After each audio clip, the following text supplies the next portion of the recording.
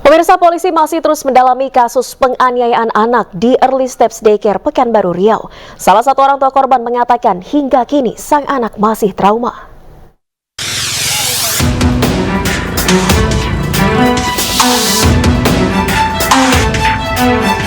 Salah satu orang tua korban penganiayaan di Early Step Daycare Pekanbaru mendatangi kantor unit pelayanan perempuan dan anak Polresta Pekanbaru. Kedatangan orang tua untuk memberikan keterangan atas laporan penganiayaan terhadap anak daycare yang berlokasi di Kelurahan Air Dingin, Bukit Raya, Pekanbaru Riau. Orang tua korban F mengatakan saat ini sang anak masih dalam pemulihan akibat trauma dari perlakuan para pengasuh di daycare. Sang ibu berharap agar kasus ini dapat diselesaikan dengan cepat dan pelaku mendapat hukuman yang setimpal. Dapat selesai dan dapat hukuman yang setimpal lah gitu. Soalnya dari yang DM-an dari Instagram saya itu udah banyak korban-korban yang speak up gitu loh. Jadi berarti bukan anak saya aja yang jadi korban. Semoga tidak ada lagi korban selanjutnya setelah kasus ini. Daycare bisa ditutup dan pemilik daycare serta pelaku bisa mendapatkan hukuman. Sementara itu, menurut keterangan dari Ketua RT setempat, pemilik daycare sudah meminta izin kepada RT secara lisan untuk memindahkan tempat usahanya ke tempat tinggal pelaku.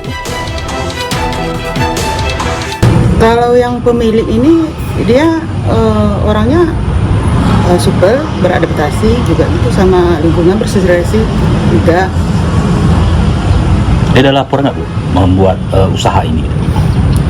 Dia ini kan, ini rumah dia. Sebelumnya dia buka usaha ini bukan di sini.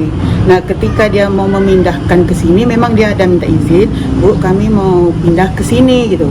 Tapi bukan untuk perizinannya, dia hanya menyampaikan bahwa dia sudah menjadi warga sini lagi. Sebelumnya dalam video yang viral di media sosial, korban diikat di kursi makan dan dianiaya oleh pemilik daycare.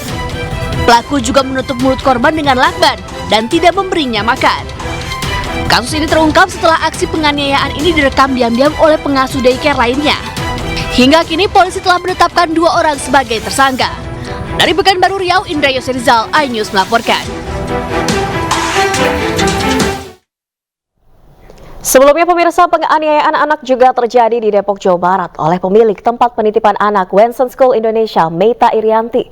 Polisi telah memeriksa kejiwaan pelaku dan pelaku juga telah selesai menjalani proses pembantaran. Menurut keterangan pihak Polres Metro Depok, kejiwaan tersangka kasus penganiayaan anak Meita Irianti dalam kondisi normal. Selain itu, proses pembantaran tersangka juga telah selesai dilaksanakan di Rumah Sakit Polri, sehingga penyidik akan melanjutkan pemeriksaan Meita sebagai tersangka.